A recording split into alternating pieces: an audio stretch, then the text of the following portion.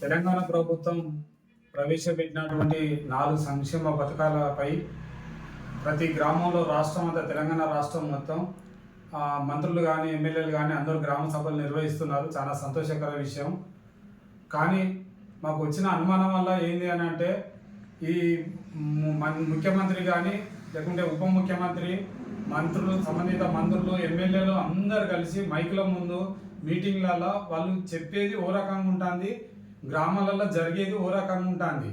వాళ్ళు ఏం చెప్తున్నారంటే ప్రతి గ్రామ సభల లబ్ధిదారులను అర్హులైన వారిని అత్యంత నిరుపేదలను లబ్ధిదారులుగా ఎంపిక చేయాలని చెప్పి ముఖ్యమంత్రి ఉప ముఖ్యమంత్రి వాళ్ళు వారందరూ చెప్తున్నారు. కానీ గ్రామాలలో అధికారులు మీటింగ్ పెట్టి ఏం చేస్తున్నారంటే ఎవరెవరైతే దరఖాస్తులు చేసుకున్నారో అప్లికేషన్లు పెట్టుకున్న వాళ్ళ పేర్లు చదివే వినిపించి పోతున్నారు వాళ్ళు. కాకపోతే ఈ గ్రామానికి ఒక 10 ఇళ్ళు వచ్చినాయి, ఈ గ్రామానికి 20 ఇళ్ళు వచ్చినాయి, మేము ఒక 10 మందిని సెలెక్షన్ చేసినాం, 20 మందిని సెలెక్షన్ చేసినాం అని చెప్పి ఈ విధంగా చెప్పట్లేదు. గత 3 రోజుల క్రితం పంతిని ఐనవోలు మండలం హన్మకొండ జిల్లా పంతిని గ్రామంలో గ్రామ సభ నిర్వహించిండ్రు.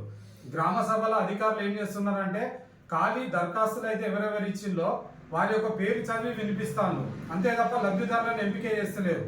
అంటే దీన్ని బట్టి మాకు అందరికీ అర్థమయ్యేది ఏంటి అని అంటే రాబో కాలంలో సర్పంచ్ ఓట్లు ఎంపీటీసీ ఓట్లు ఉన్నాయి కాబట్టి ఈ ఓట్ల కోసం వీళ్ళు గ్రామ సభలు పెట్టి మేము ఇచ్చేస్తాను అచేస్తాను అని చెప్తాను తప్ప లబ్ధిదారులను ఎంపిక చేస్తలేరు.